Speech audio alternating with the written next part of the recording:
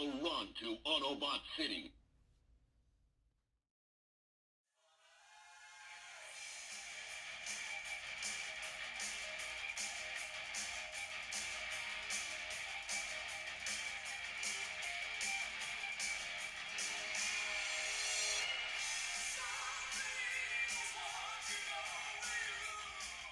Welcome back, bros, to another video review, and today we have the opportunity to take a look at the Transformers War for Cybertron trilogy, Kingdom, Autobot Blaster, and EJECT. And I must say, this is one of the most anticipated figures I have waited for in a long time. Blaster is my favorite Transformer G1 character besides Prowl, Jazz, and Mirage. These are my top three. And I'm glad we finally got the last one of my top three already created and in front of you right now. And I must say, this is an awesome figure, but don't let me tell you, let the review tell you. So let's get into that review right now. So for the contents, we have Blaster, his rifle, and EJECT. And then it comes with the standard stuff like the instructions and the Kingdom holographic card, which we all don't need anymore because they're all the same. They're repetitive. So let's go ahead and check out the details on this figure close up. So as we take a look closer, I just want to say the head sculpt on this figure is spot on perfect. This is Blaster. And I like the fact that they did not give him no goofy or no wonky facial expression, because sometimes Hasbro does this just to give us the same figure again with the correct facial expression. Now, if they come out with a twin cast, I'm buying it. Just like they came out with a Soundwave and a Sound Blaster in the Siege, I bought it. So come on, Hasbro, I know you're hearing the video reviews. Bring out twin casts and you got more of our money. Now let's go ahead and continue taking a look. And like I said, the Autobot symbol is crisp and clean. The tape deck window is perfect. The arms and the legs are spot on. So let's continue looking at the lower region. And here we are looking at the lower region. It continues the same paint palette scheme. I definitely like how the gray is a nice gray plastic, and I definitely like the black, how it looks. And I mean, it's Blaster. What more do we want? You know, his legs look like stereos. It's perfect. All right, and now we're looking at EJECT, and EJECT looks perfect. He fits inside of Blaster's chest, no problem. And just looking at the tape deck, I have no problem with the translucent color that they use. I would have loved for it to have been solid, but I'm just nitpicking right here because its functionality is perfect and it works well with Blaster. For the articulation on Blaster, it is standard with all Voyager class figures, but let's go ahead and show you anyway. So here we go. The head, it can swivel all the way around. It has a little head tilt at the top that you can get a little bit as far as that. It can look down as far as that.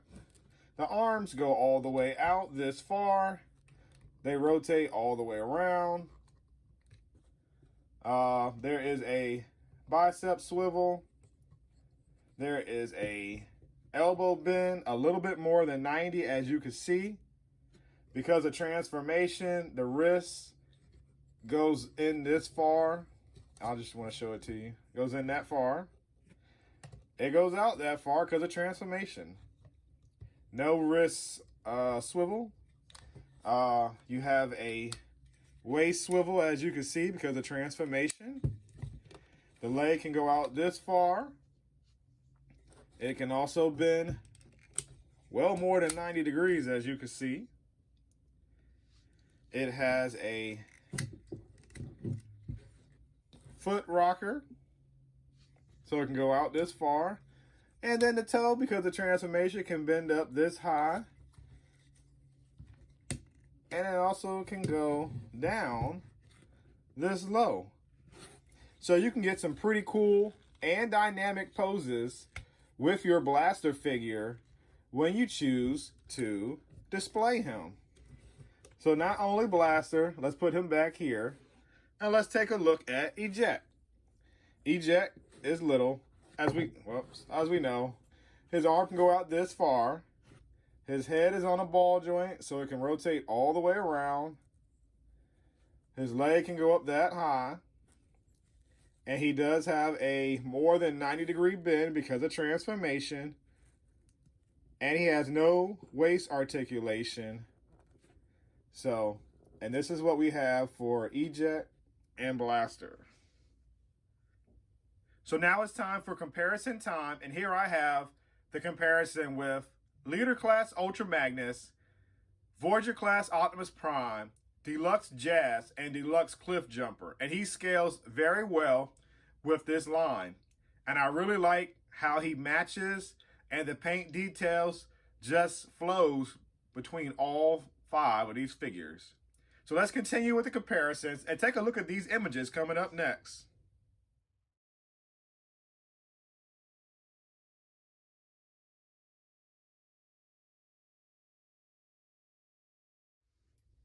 All right, guys, for my final comparison, here we have the Transformers G1 reissue Blaster. Now, this isn't the one that we recently got at Walmart, but this is the one that we've got from San Diego Comic-Con, I want to say in 2013. So just as proof, here's the box. So let's keep going with the review and look at it. This Blaster looks perfect compared to the original G1. The only thing we're missing is technically right here and right there is the little stickers right there of the forward slash rewind, I guess little buttons or whatever. And that's easy. I'm pretty sure repro labels or somebody's going to come up with those to put on our figure. Not only that, the only last thing we're missing is right here, those little red circles where the feet portion is. And like I said, I know somebody's going to take care of that. We have no issues on that. And then if you want to be really picky, the blue right here and the shoulder pads. Other than that, this figure is perfect. It looks like an updated version of the G1 toy, and it keeps its functionality. So let's turn our attention to the little guys below. We have EJECT from the reissue, and we have EJECT from the Kingdom series. And as you can see, the colors aren't bad. EJECT is translucent, but would have been better if he was the blue and gray tone. Now, looking at the two faces, the Classics has the red face with the red visor. I have no problem with that. The new one, I kind of like more. It gives it more of a human-like robot where he's got the different color eyes and then he's got the orange face to make him seem more, human than robotic. So I like that. So let's continue with the review and go to transformation. So all right, guys, I'm going to show you the gimmick. Just like Soundwave, you can open the chest and you can use this finger right here to make him do it himself. But for review sakes, you push this in and it opens up. Now you can slide EJECT and put him in. Well, if I can fit him in all the way.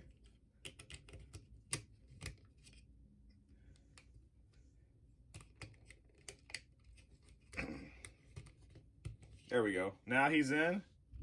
You can close it up. Now he's carrying his buddy EJECT with him. When you want to deploy it, push this button and he comes back open. So that's pretty cool. And it works. A very good gimmick that kids are going to love. Not only kids, but us hardcore G1 collectors. So let's start with EJECT. Now he's pretty straightforward. He's not very complicated.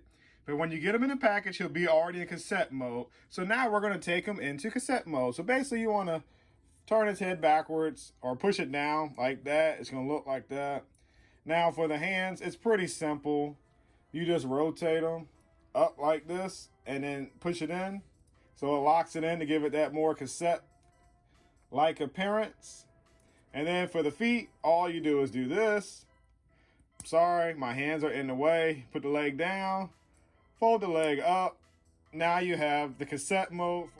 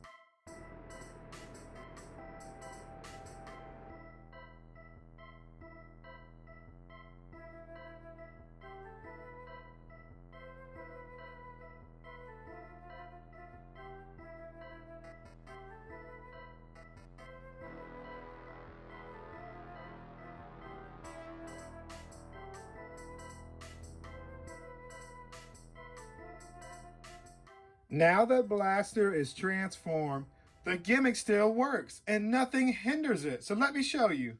You push it in, pops open.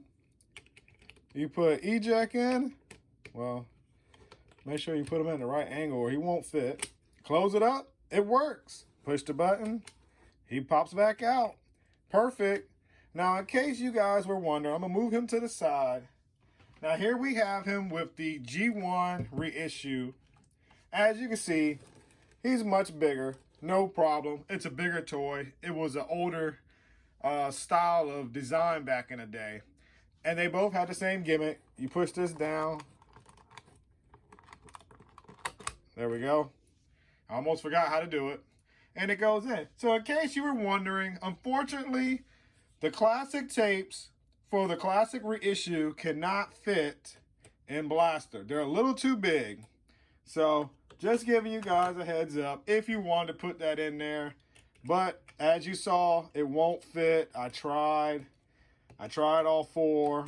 They won't go in there, so it's kind of sucks. But I know eventually they're going to come out with an accessory pack, or they're going to come out with a cassette tape pack like they did in Siege.